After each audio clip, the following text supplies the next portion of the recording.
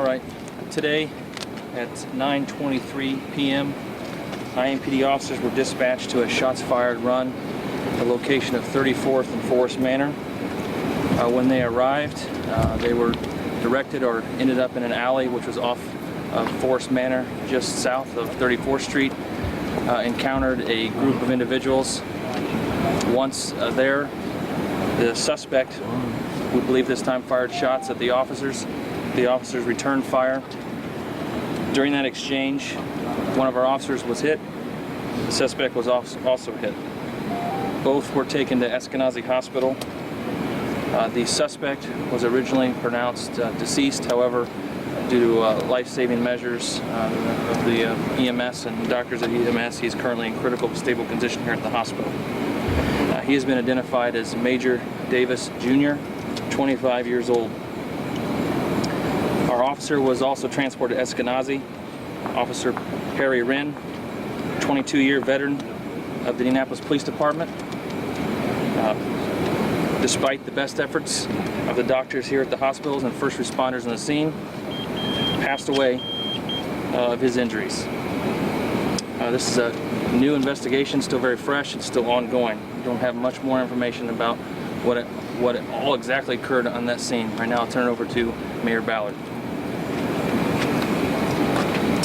Thanks, Lieutenant. I've been under the weather the last few days, so I can't speak very loudly. So the first thing we want to do is obviously express the sympathy for the Renn family. This is a very difficult situation to accept, but also want to send our hearts out to the entire IMPD family who are once again having to go through this. It's a terrific group, and they stick together and do great work, obviously. It's hard to imagine what they go through every day, and I hope the citizens of Indianapolis truly appreciate what they do on our behalves. So that's what I wanted to say tonight. There's a lot of sad people tonight, but I want to tell you also the emotion that's out there is anger. Very tired of some of the things that have been happening. Maybe it's time to do something a little bit differently. So a little anger out there right now too, also. But we'll work through this. We'll think logically. But right now, it's time for grieving. We want to send our hearts out to the Renn family, and obviously the entire IMPD family for everything that they've been doing for us. Just want to thank everybody for coming out tonight and covering this so well. Thank you. George. Thank you, Mr. Mayor.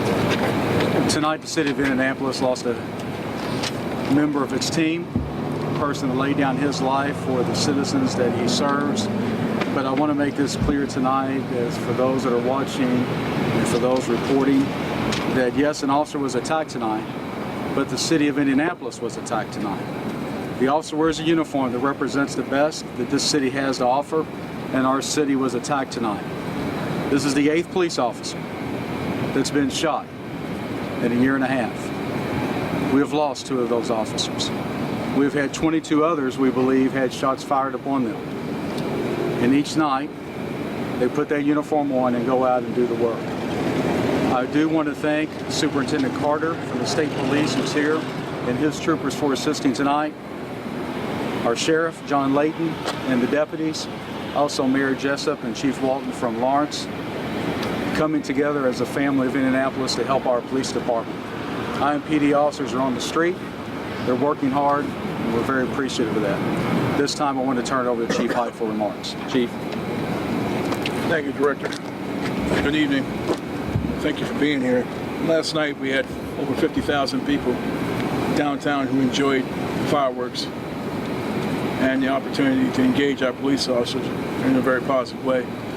Later on that same evening, we had a situation in Broadway where 7 people were shot by an assailant who chose to take matters in their own hand, having bumped into one of our own citizens, and he decided to try to take their life. That same scene, we had 7 victims. We saw officers pull out their trauma kits, put on tourniquets, apply bandages to try to save a life, and calm a scene. That's the work we do as a police department. That's what you pay us to do. But tonight we're here because we lost one. He won't be able to apply a bandage or a tourniquet. He won't be at the next scene. The question becomes, we as a community, what are we going to do about it? We rolled up our sleeves, ladies and gentlemen, and given you a crime plan that talks about everything under the sun, from helping to identifying to reporting out to making a difference. But we have people in our community, folks, who really don't understand that when we talk about the viciousness of the violence in our community, we have persons who, upon the call of a citizen to shots fired run, upon the arrival of police, thought it fitting to welcome us with an assault weapon. That's unacceptable. I don't know about you, but I'm a little concerned about a city where everyone can come, 50,000 strong, have a wonderful time, and certainly within 24 hours have a young man take the life of the very persons who are trying to protect you. We owe it to his family to honor him tonight, to keep them and IMPD in prayers. We all have to roll up our sleeves and send a message to those people who continue to wreak carnage and harm in our community. That you are not, and that's no longer IMPD is not satisfied. You as a community are not satisfied. And you're willing to call and let us know where these people are who continue to wreak havoc and violence in our community. It's not a very good time for us right now because you know why? We just have to ask ourselves a question. Who's going to replace that fine officer? Who's going to be the next one that takes the oath? Who's going to protect him when it comes down to community support? We need you. Thank you. Any questions? Chief, what can you tell us about Officer Renn? He didn't run from the scene. He came there with 3 officers responding to the idea of identifying the threat, eliminating that threat. He's a fine, brave officer. His family should be proud of him. We should be proud of him. And we'll honor him as you should be this week. What can you tell us about Major Davis, sir, the gentleman that shot at him? Major Davis has major issues, obviously. Where he got off track, we'll probably uncork that and find that. But Major Davis did not have the right to take a fine officer's life this evening. Is this a person the agencies had run-ins with before? Was he known to officers to be violent?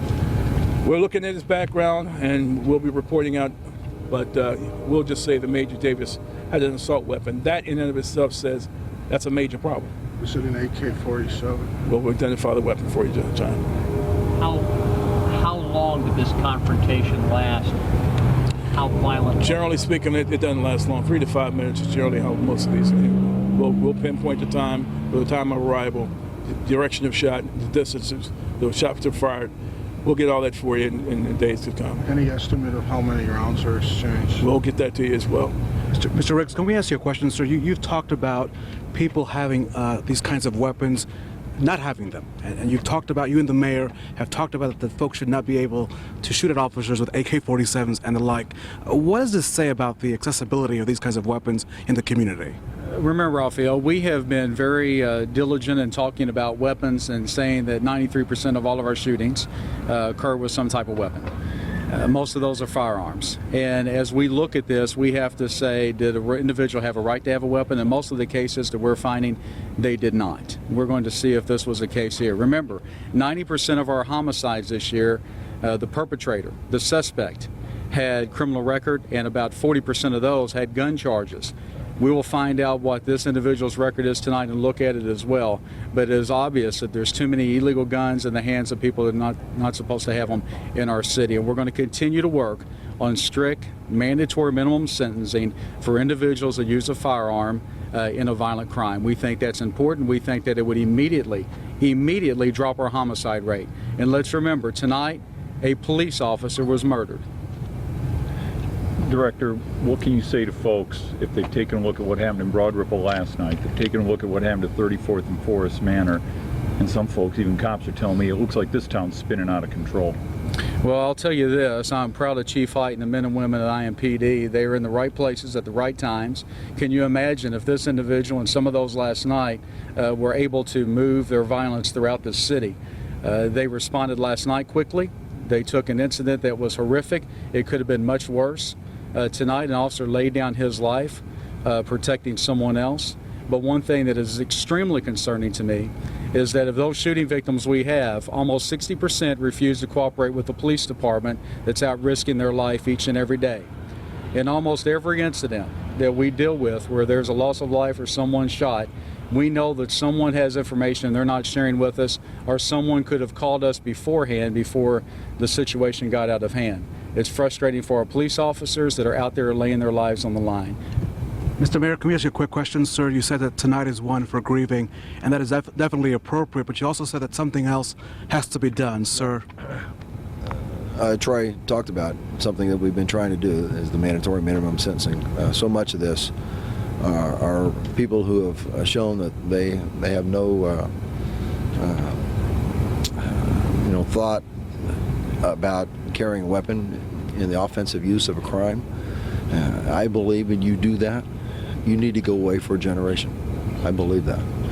And a lot of our, you can look at the stats, and I think you'll see a lot of what has happened in the last few years. Our stats would have gone down if we had those sentences in effect. So that's part of what we'll be going back again, trying to get stronger sentences for people who use guns in the offensive use of a crime. Mr. Mayor, that's in January when the legislature meets, but now it's July, as you know. Can we wait till January for the legislature to debate this in a budget year?